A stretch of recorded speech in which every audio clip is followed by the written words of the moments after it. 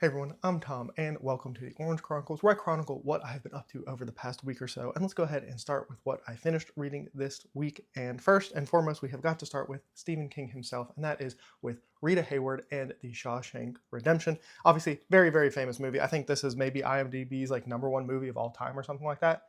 And I have just got to say that this book is brilliant. I mean, I guess it's technically a short story, but this just to me highlights how good of a writer Stephen King is. This book is just masterfully crafted. There's not any time wasted. Like, people get on Stephen King a lot for the ending of his stories, and the ending to this is brilliant. Everything about this book is just brilliant. The character work, the motives, the plot, just it works in such a masterful way that it's like seeing somebody do something on a level that just like blows your mind a little bit. And I don't think this should be too much of a surprise that it's just this amazing. This is like peak King for me. This is like some of his best writing. Like if you're somebody who like appreciates the craft of writing, I think you have to read this because it's just so well done. And I feel like especially if you're somebody who's trying to be a writer, I don't know, to me, like this is something you have to read just to show you like what the pinnacle of something is. I know some people get discouraged by like seeing what the best of the best can do, but for me, it's the opposite. I like seeing what the best of the best can do. Like I'm thinking of other things, not writing. I'm never going to be a writer, but I like to see what is like humanly achievable and then trying to get as close to that as possible.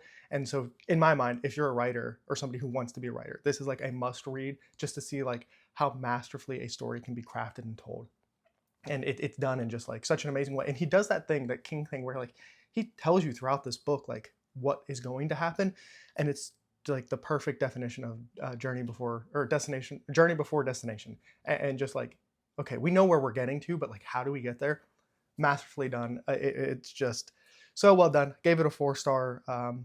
That's normally as high as I go with like short stories or like a novella length thing because I think this is only like a 3 hour-ish audiobook or something. It's very short, but I had a brilliant time with it. I'm so glad to get back to some Stephen King. It had been way too long since I read anything from him. And yeah, I think King is just somebody who I think I'm going to have at least once a quarter a King book at this point because, and maybe it's because I'm just going through all of the hits, right? But like, he's just so good. And I've enjoyed pretty much like the worst thing I've read from him is still better than most writers probably ever will achieve. So yeah, I didn't. I'll be honest. I didn't even have that high of expectations going into it. I couldn't really remember anything from the movie except the very, very end.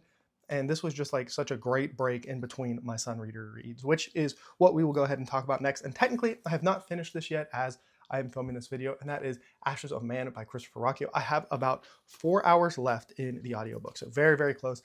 Hopefully, I will finish it today. I'm filming this on Sunday, actually, in the morning. So hopefully, I will. The Steelers already played this week, unfortunately, ruined my week. But hopefully, I can just dedicate time to reading because I won't be watching them massacre my hopes and dreams playing football.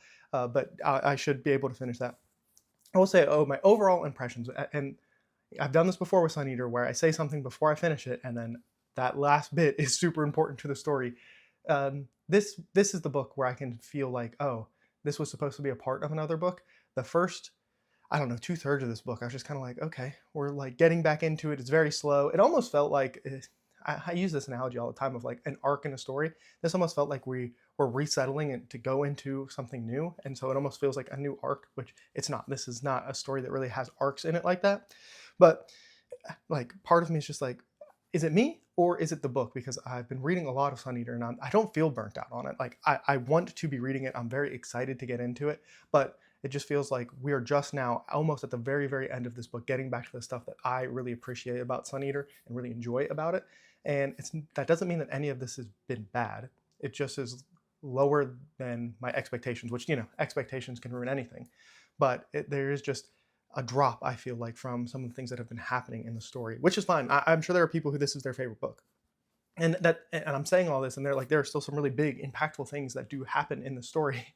And yet, I don't know. It's just something, it's just not hitting the same way. And I'm saying all of this, and this is still going to be an easy 4 star, borderline top 10 book of the year. Like, it's when you're talking about things that are some of your favorites, and you have to come down from that. It sounds so much more negative than it really is. And so that's kind of how I'm feeling with Ashes of Man. I will say the chapter I just read, I think it was called The Call, is one of my favorite chapters, maybe in the entire series. There's just something about it where it's like Hadrian comes to a realization again of like what he's probably going to have to like continue on and do.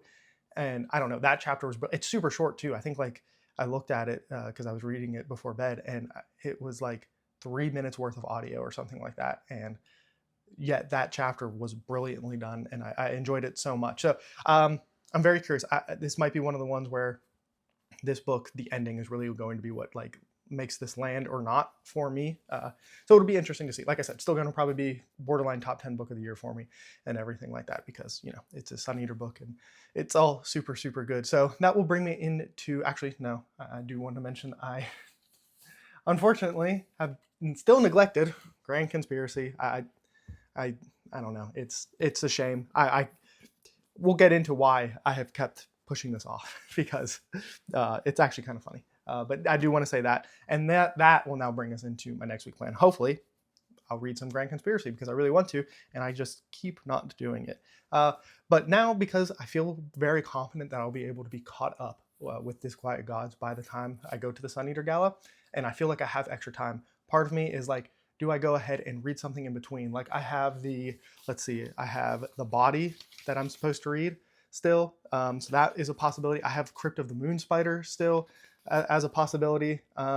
So those are two like shorter ones that I might consider putting in place before I go straight into Disquiet Gods. Now, all of that being said, it is definitely going to depend on if the ending of this book makes me want to go just straight into Disquiet Gods. And I'd like to know what you guys think. Is it better to just go straight into Disquiet Gods? Because I'm of two minds of like, okay, have a little gap, do Disquiet Gods, go straight into Shadows Upon Time, kind of like back to back, and then, or go straight into Disquiet Gods, have a break in between it and Shadows Upon Time. I'm kind of waffling on how I want to do it. Because like I said, I'm pretty confident that I have about a month to read Disquiet Gods, and I think I can, 2 weeks is probably enough time for me to do it. It is a long one. I think I looked, it's like 32 hours on audio, so like it is a longer one. So I don't know, that's just some stuff I'm playing around with, but Sun Eater's still going to be the main thing I'm focused on. Hopefully Grand Conspiracy gets a little bit done, and then like I just mentioned, a few of those short reads. I do kind of want to read the Crypt of the Moon Spider is supposed to be like my more horror read for this year, so I don't know, I think it's like 80 pages too, so like I'm kind of like wanting to read that one. So we'll see what actually happens with my plans. Definitely let me know if you guys have thoughts of like how you think is best to read Sun Eater, because I haven't read it yet. So if you're ahead of me, I would like to know. And all that could change depending on how the ending of Ashes of Man goes, because if it just blows me away, I'll probably just go straight into Disquiet Gods.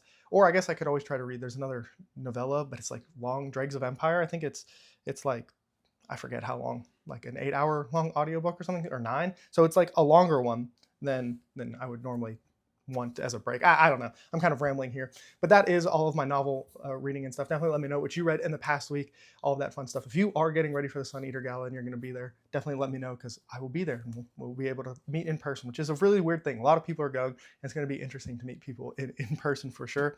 But let's now go ahead and move on to the comic front, where I am still working on the second compendium. I had to pull it back up. The second compendium of Invincible here. I'm about halfway through it. So there's up to chapter 96, and I'm on chapter 67, which is, I look at the pages here, it's a 446 out of 1,126, so a little less than halfway actually.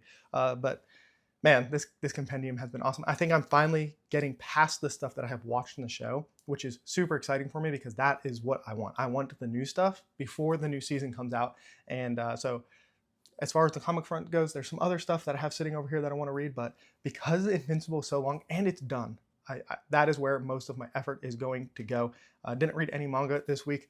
I did go on my little spurt last week and finished some series and stuff, but any extra time I really had went to either Invincible or the other stuff that I have been working on. The thing that stopped me from reading Grand Conspiracy and everything is that the new Pokemon game came out this week on the 16th. And yeah, I love Pokemon. I've played every Pokemon game that has ever come out. Mainline Pokemon games, not like Mystery Dungeon and all of that stuff, but Pokemon ZA came out. So I went ahead and bought a Switch 2 and Pokemon ZA and have been playing it. And I stayed up till like 3 o'clock in the morning last night playing it, and it's just a little bit of a disaster, but I'm having a good time with it. It's not what I want out of a Pokemon game 100% of the time, but it's a nice change. And I'm glad that this Legends kind of series games exist outside of the main games, because I don't want this in my main games. I feel like I'm one of the few people who doesn't want like a true open world Pokemon game at the sacrifice of the turn-based Pokemon game. I still want that to be around, but that is definitely something that has eaten up a lot of my time. It's also the reason why I haven't finished Ashes of Man either, because I'm not going to play and listen at the same time because it just, I don't know, I want to focus on whatever I'm reading. And so I probably would have been finished of Ashes of Man if I wasn't playing Pokemon as well. So I got to be careful to make sure I finish Sun Eater, I guess, because Pokemon could definitely destroy my plans here a little bit. And then just one other thing I want to mention is you can check out Chris over at the Bearded Book Beast. I was in a couple of his videos on his channel. He's doing, he's been working on a news show he's been doing, and I was on it. I wore an orange tie. It was pretty funny in the first one, and I don't know if the second video I'm in has come out yet, but that is definitely something that you can check out over on his channel and all of that fun stuff. But that is all for me. Quite an interesting week, and like I said, Ashes of Man should be done either today or tomorrow, and then we'll see if I go straight into Disquiet Gods or one of my many other reads that I could work on, or maybe a suggestion you guys leave down in the comments. That's always fun as well. But definitely let me know, hit me up on the Discord, all of that fun stuff. But as always, remember, read what you want when you want.